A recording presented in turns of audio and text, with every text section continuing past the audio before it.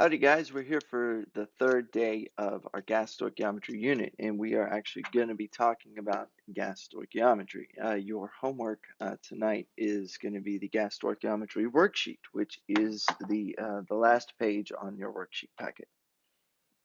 So now we are going to learn gas stoichiometry by relating what we know about our molar volume, that 1 mole is 22.4 liters, and we're going to use a chemical equation to be able to find out how much of another substance we have.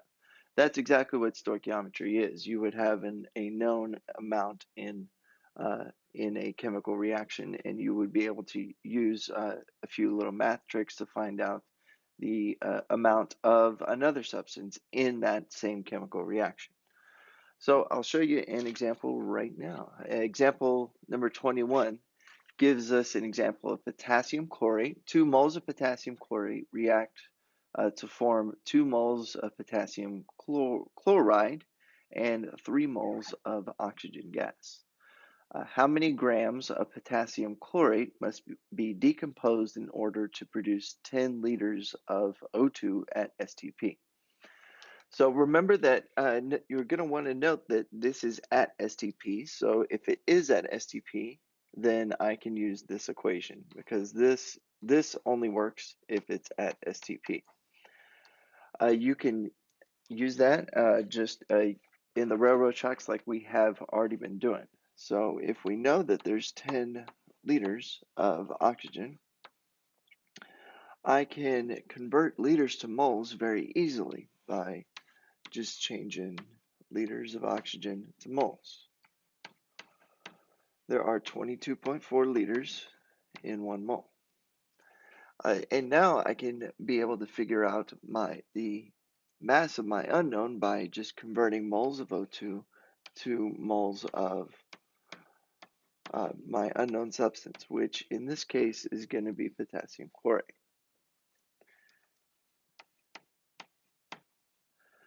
This is going to be a mole ratio, so I need to use the coefficients in the equation as the coefficient of KClO3 is 2 and the coefficient of O2 is 3.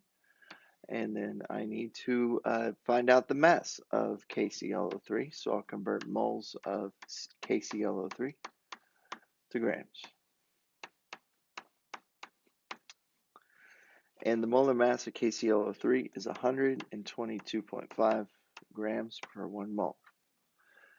So when I find my example, I'll crunch all those numbers. 10 times 1 times 2 times 122.5 divided by 22.4 divided by 3 divided by 1 will give me 36.5 grams of KClO3. And you might be saying, hey, Mr. Russell, this looks exactly like, almost exactly like what we took a test over 2 tests ago. And you're pretty much right. What we now know, though, is that we can use gases instead. What we were using was only solids and liquids, but or really just solids. So now we can use gases now, using our cool little equation: 1 mole equals 22.4 liters. So go ahead, and if this stuff is still confusing you and stoichiometry is still blowing your brains, then I will go ahead and stick around for a little bit, but I'm going to redo this example from a different perspective. If you got it and you're ready to move on, then go ahead and skip, but I'm going to try this one more time for your benefit. I think what I have been doing is I've been arranging them all in a really long set of steps, and it's been really hard for you guys to understand those. So I'll try to break it down into several different steps. It's going to be the same math, but it's going to look a little different. So if we start with what we know is 10 liters of O2, we know that since there's 22.4 liters in a mole, I know that I can just convert liters to moles right away. Okay. And I get 22.4. Now, 10 divided by 22.4 is going to be 0.446 moles of O2. So what I'm trying to do is I'm actually going to break this down into smaller steps, and you'll only get this boxes right here. You won't get the nice long boxes like you've seen before. So hopefully this will help. So if we know that that many moles of O2 are used, I can actually figure out how many moles of KClO3 was also used. Okay, just by applying that mole ratio. So I can change this moles of O2 to moles of a different substance, because I know that for every 2 molecules of KClO3 that were used, 3 molecules of O2 were produced. So that's what I can use that mole ratio that's there. So I've got moles of KClO3. That means that for every 2 molecules of KClO3 used, 3 molecules of O2 were produced. So I'll do that math real quick. Times 2 divided by 3. And I get 0.298 moles of KClO3. Okay, so we're close. We're on the right substance now, but we're still not on the right units. We need to change moles to grams because that's what it asked me for. So I'm going to write over example number 22 and take 0.298. Oh, I should move that down. 0.298 moles of KClO3. And I'm just going to convert moles to grams. And I'm allowed to do that. I know how to do that because I know that G stands for go to the periodic table. And I know that the molar mass of KClO3 is 122.5 grams per 1 mole. So times 122.5. And I end up with 36.4, 36.5 grams of KClO3. And that's the exact same answer that we got from the previous example, but done in a different way. Notice how I just used several different I used different railroad tracks every time, but I only did it in one step at a time. If that helps you and if it makes more sense doing it this way, then please, please, please, please go ahead and do that. The only reason why I tend to write it out in the long form is so that it actually saves paper. So please go ahead and do that if you need to. So now if you skipped ahead, you are in the right place now because we're going to do example number 22. So given that 5 moles of carbon reacts with 2 moles of SO2 and it produces 1 mole of CS2 and 4 moles of carbon monoxide. How many liters of carbon monoxide at STP can be produced if 110.0 grams of carbon react with excess SO2? So excess SO2 means that I really don't need to use it. It just means that I didn't run out of it, and that's not actually what I'm looking for. I'm looking for liters of CO2, of CO. And I know that there's 110 grams of carbon. So if I take 110 grams of carbon, which I know is usually a solid, so that's why I measure it in grams, I can change grams of carbon to moles of carbon, and the molar mass of carbon is 12 grams per mole.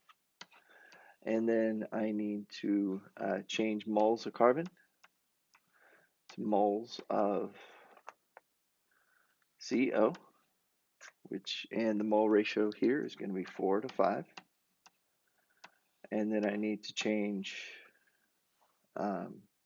moles of CO to liters of CO, okay, because there are 22.4 liters in 1 mole. Since I am at STP, I can use that conversion. Once I've got that, that will give me my liters of carbon monoxide and my answers. So 110 times 1 times 4 times 22.4 divided by 12 divided by 5 divided by 1 will give me 164.3 liters of carbon monoxide.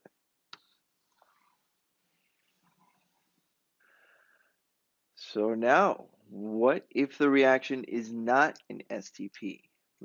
We know that at STP, 1 mole is 22.4 liters at STP, but if we're not at STP, we cannot use this conversion. That is no good anymore. We have to use the ideal gas law, so we have to use PV equals nRT. We have to use that value of R that will adjust things for us. The convenient 22.4 is got the value of R already plugged into it, but now it's going to be a little different because the pressure is going to be different and the temperature is going to be different. So it's not too bad if you make sure you convert your units and you plug in the right values. So I'm going to move this off to the side. I know that 40, if I'm given that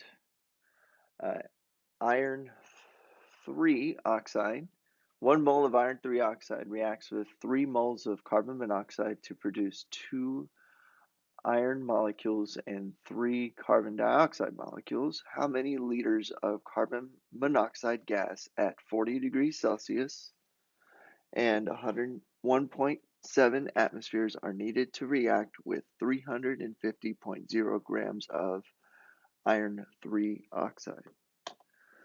Well, go ahead and change your temperature to Kelvin. So 40 degrees Celsius plus 273 is going to be 313 Kelvin. And my pressure is okay. And I've got a mass here. So I need to make sure that I change my mass to moles, because remember that pressure, remember that N, it stands for number of moles. It doesn't stand for mass. So I need to make sure I have 350.0 grams of Fe2O3. And figure out how many moles.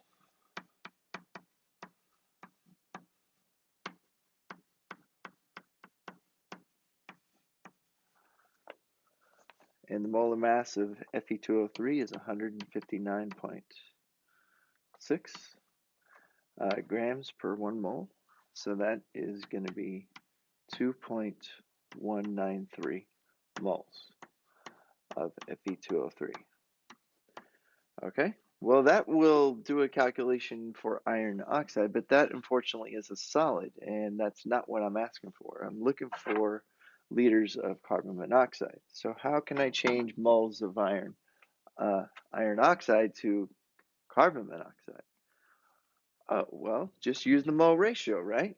Well, I know that since 1 molecule of iron oxide reacts with 3 molecules of carbon monoxide, I can just figure out that 2.193 moles of iron oxide,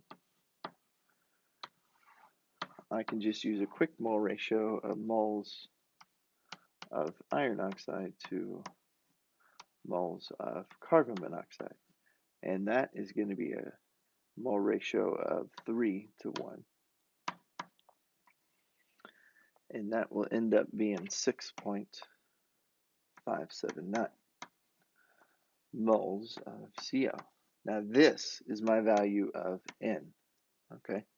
That's the value of N that I'm going to use. Now I was given pressure, and I just figured out N.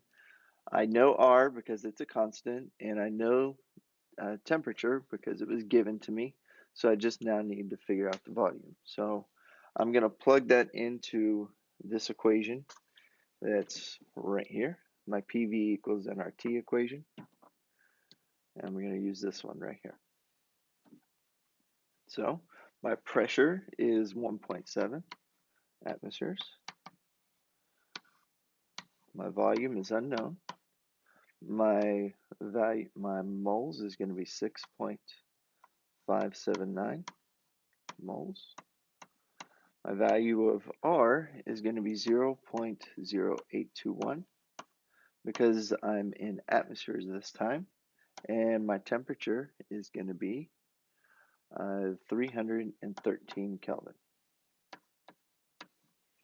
Okay, go ahead and isolate the variables and make sure that you pull divide both sides by 1.7, and I'll get my volume is going to be 99.45 liters of carbon monoxide.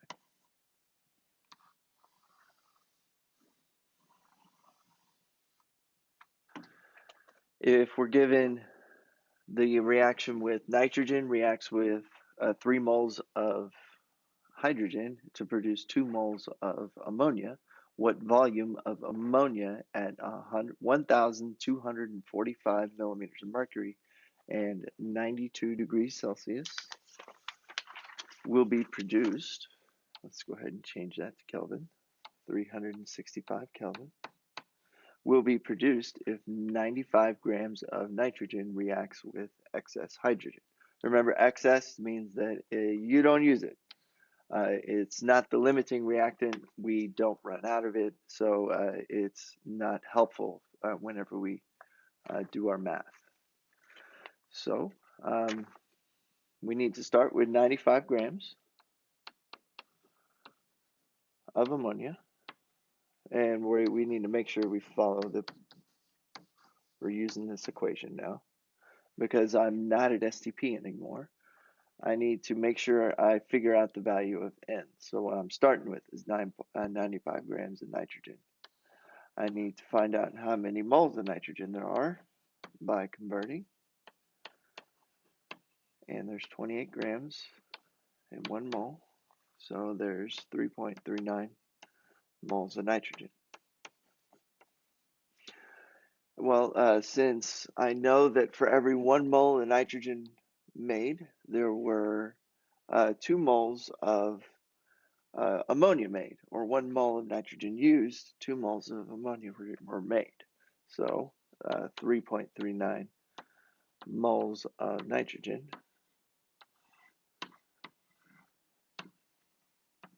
times moles of nitrogen, moles of ammonia is going to be a 2-to-1 ratio. Yes, you could simply just take 3.39 multiplied by 2, but I like to write it out. So I know if I make a mistake later, I know where to go back to. And so I now have my value of N. So this is my N value. I was given pressure, and I'm looking for volume. I have N, I know R, and I know temperature. So this is just like the problem before, except now I have a different unit of pressure, so I'll use a different value of R. So my pressure is 1,245. My volume's unknown. My value of N is 6.78. And my value of R is 62.4 because I'm in millimeters of mercury. And my temperature is 365 Kelvin. So when I isolate the variable and I solve for V, I end up with 124 liters. Your homework tonight is to be able to do the gas stoichiometry worksheet, and you'll need to do both pages and both sides. So questions 1, 2, 3, 4, 5, 6, and 7. All right, that's on the back. All right, thank y'all.